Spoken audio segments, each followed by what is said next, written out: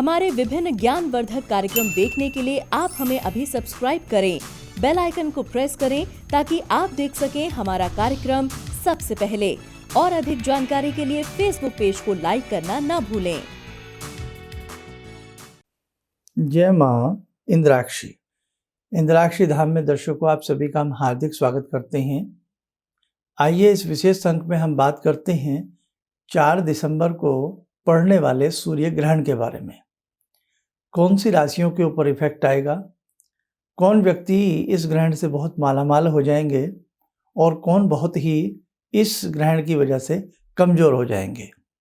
सारी सच्चाई और सारी जानकारी इस पूरे अंक में हम आपको बहुत ही ईमानदारी के साथ बताने वाले हैं। आप उसे ध्यान से सुनिएगा और समझिएगा। अब देखिए, इस वर्ष का ये अंतिम सूर्य ग्रहण है 4 दिसंबर को। उस दिन अमावस्या भी है, शनिवार का दिन है, इसलिए शनिश्चरी अमावस्या भी बन जाती है।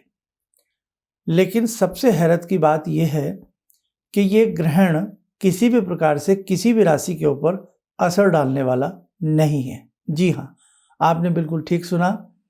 किसी भी तरह से आप मत डरिएगा, क्योंकि ये ग्रहण भारत में माननीय ही नहीं है। यह ग्रहण भारत में दृश्यमान ही नहीं होगा। ऐसे ही मैंने आपको चंद्र ग्रहण के बारे में बताया था। देखो, आध्यात्मिक परिवेश की दृष्टि से देखा जाए या आध्यात्मिक परिप्रेक्ष्य से हम देखें तो ग्रहण का सूतक, ग्रहण का स्पर्श, ग्रहण का मोक्ष हम तभी मानते हैं जो ग्रहण जिस देश में पूर्णतः कहीं न कहीं पूर्ण रूप में या थोड़े बहुत रूप में भी अच्छे से दिखाई देता है।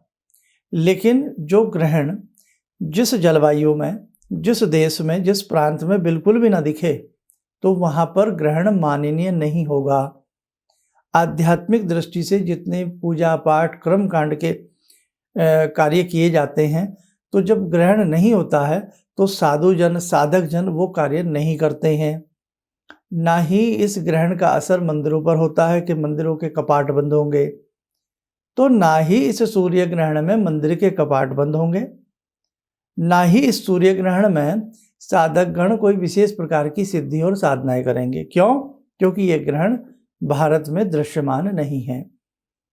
तो जो भारत की जलवायु में, भारत के वातावरण में और भारत की आध्यात्मिक दृष्टि से जो ग्रहण न सूतक दिखाता हो, न स्पर्श दिखाता हो, तो वहाँ आपकी राशियों के ऊपर उसका असर कैसे आ सकता है?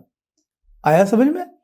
इसलिए आपको बिल्कुल भी चिंतन की आवश्यकता नहीं है। बेफिक्र होकर के सोइए, खाइए, मौज बनाइए, अच्छे से रहिएगा, कोई भय नहीं। दूसरी बात, खगोलीय घटना है, इससे इनकार नहीं किया जा सकता। अब ये ग्रहण यहाँ नहीं घटेगा तो घटित तो हो रहा है, लेकिन इसका असर भी वहीं पर होगा, वहीं की जलवायु पर होगा। खगोलीय घटना भले ही है, लेकिन 2 चीज़ें जरूर हैं। भविष्यवाणी क्या की जा सकती है? भाई ग्रहण है, यहाँ नहीं घट रहा, कहीं भी घट रहा है, तो उसका असर पर्यावरण के ऊपर किस प्रकार का आ सकता है। 2 ग्रहण आना अल्पकाल में, जल्द में, अभी पीछे चंद्र ग्रहण रहा, लंबी अवधि के लिए रहा, वो भी भारत में दृश्यमान नहीं था। और अब ये सूर्य ग्रहण है, ये भी एकदम सूर्य ग्रहण आ गया, ये भी भारत में दृश्यमान तो नहीं है, लेकिन खगोलीय घटना में 2 ग्रहणों का एकदम घटना क्या दिखाता है? सूर्य और चंद्र दोनों के साथ ऐसा होना। अब देखिएगा, जिन जातकों की जन्मजात जन्म पत्रिका में ये ग्रहण है, सूर्य ग्रहण हो या चंद्र ग्रहण हो, या आपकी हथेली में इन दोनों ग्रहणों का पुट दिखता है, यानी कि ग्रहण कैसे देखा जाता है? कुंडली में चंद्र के साथ राहु हो या केतु हो, ऐसे ही सूर्य के साथ राहु या केतु हो, तो ये राहु खासतौर से ज़्यादा असर डालता है, तो ये सूर्य और चंद्र ग्रहण की उत्पत्ति करता है। ओके, अब देखो, अगर किसी की कुंडली में ऐसा है तो खगोलीय घटना है, क्या होगा? मानसिक उथल पुथल कहीं ना कहीं उस व्यक्ति के अंदर आ सकती है।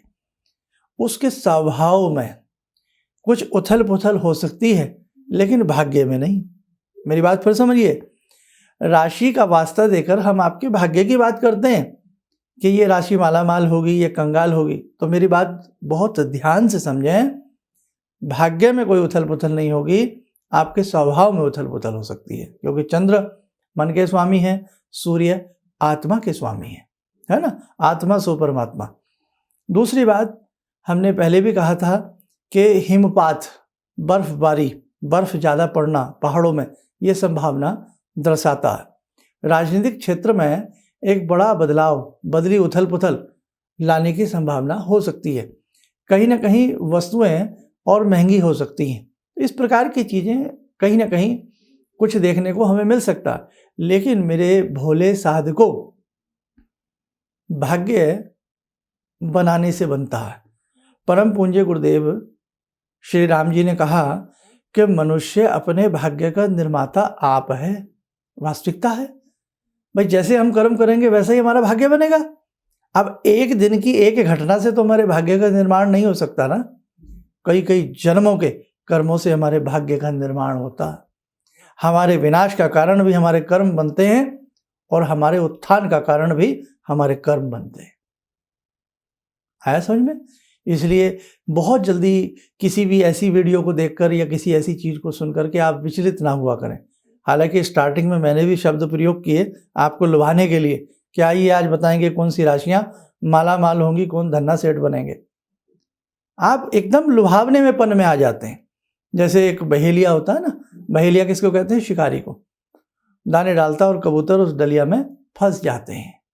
तो वैसे ही सुंदर सुंदर गोरे चिट्टे टाइटल देख करके ना आप फंस जाते हैं, लेकिन वस्तु स्थिति को समझना पड़ेगा। आप देखिएगा। अब दूसरी बात बताते हैं कि खगोलीय घटना के को मद्देनजर रखते हुए बस आप एक छोटा सा उपाय जरूर कर लेना। और वैसे भी उस दिन तो अमावस्या है।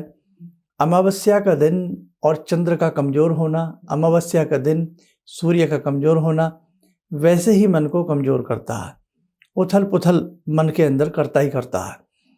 आप एक काम करें, आप अमावस्या के दिन, वैसे हम शनिश्चरी अमावस्या का एक विशेषांक अलग से आपको प्रस्तुत करने वाले हैं, वो आप सुन लीजिएगा। आप हमारा, आपने 5.25 किलो गेहूं लेना है। मैंने कई बार ये उपाय आपको बताता हूँ। और 5.25 किलो गेहूं ले लें और संभव हो तो 5.25 किलो गुड़ ले लें। सर्दी का टाइम है, पूर्वी और उत्तरी क्षेत्रों में तो शीत का कंपन है, और ऐसे बाहर के हमारे अनेकों देश हैं जहाँ इस समय बहुत ठंडी है, ठंड का मौसम है। गेहूं मिल जाता है, गुड़ मिल जाता है, ना मिले तो उसका भी ऑप्शन बता दूंगा। तो आपने पक्षियों को तो गेहूं डाल देना है, और जब गेहूं डालें तो मन ही मन ओम सूर्याय नमः, ओम सूर्याय नमः आप बोलते रहें और गेहूं डालते रहें।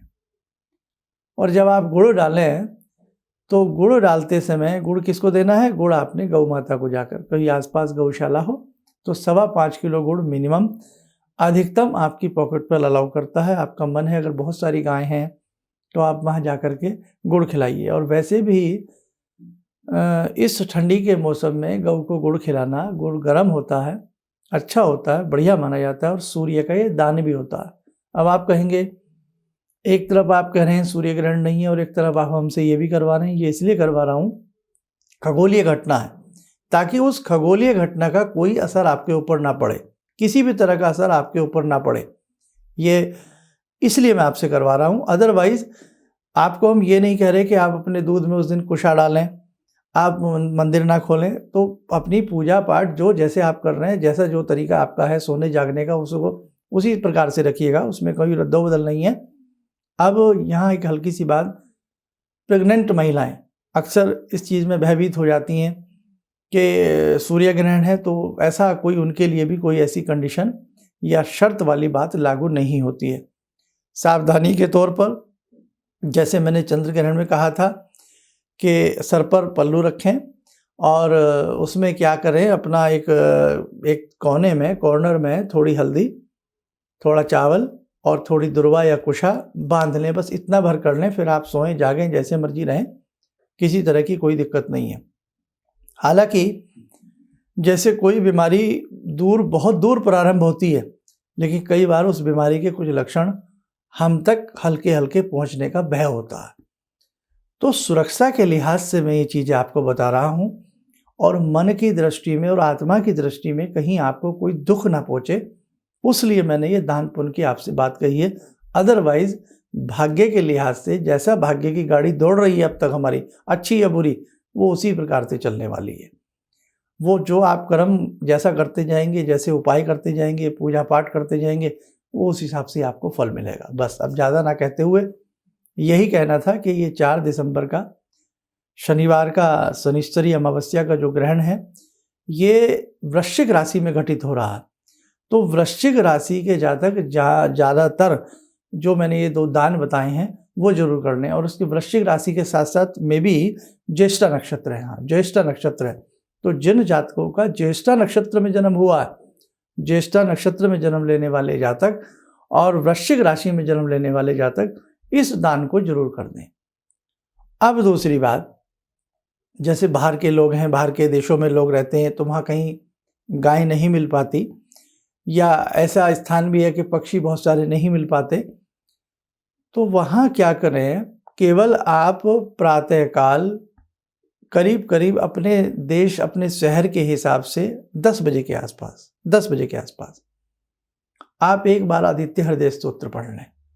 बस इतना भर आप कर लें, इसने से ही आपका काम चल जाएगा। और ये हल्का जो भी ग्रहण है, भारत में तो दृश्यमान नहीं है, लेकिन कहाँ ये थोड़ा दृश्यमान होगा, जो भी है वो मैं आपको थोड़ा सा बता देता हूँ, आप लोग नोट कर सकते हैं। 4 दिसंबर सन 2021 खग्रास सूर्य ग्रहण, शनिवार का दिन, अमावस्या, यानी कि शनिश्चरी अमावस्या में ज्येष्ठा नक्षत्र युक्त वृश्चिक राशि में यह ग्रहण घटित होगा। यह ग्रहण अंटार्कटिका के कुछ भाग में, दक्षिण अफ्रीका व दक्षिण अटलांटिक में ही दिखाई देगा। यह ग्रहण भारत में दृश्यमान नहीं होगा। तो बस ये छोटी सी बात आपको बतानी थी, इसमें कहीं कोई घबराने वाली बात नहीं है। आप प्रभु का भजन करिएगा, है ना, और बाकी सब प्रभु के ऊपर छोड़ दीजिएगा, और विचलित ना होएं और ना ही घबराएं।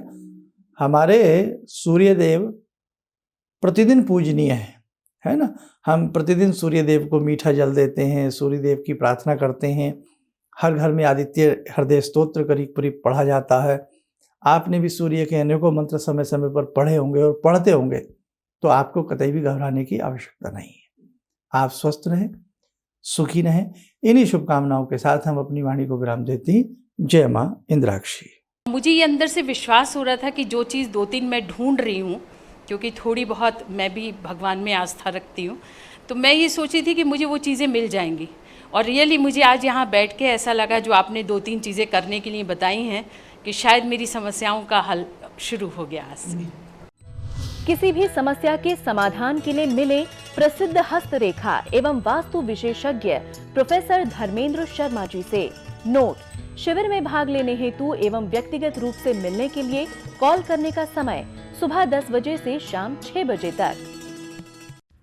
हमारे विभिन्न ज्ञानवर्धक कार्यक्रम देखने के लिए आप हमें अभी सब्सक्राइब करें, बेल आइकन को प्रेस करें ताकि आप देख सकें हमारा कार्यक्रम सबसे पहले।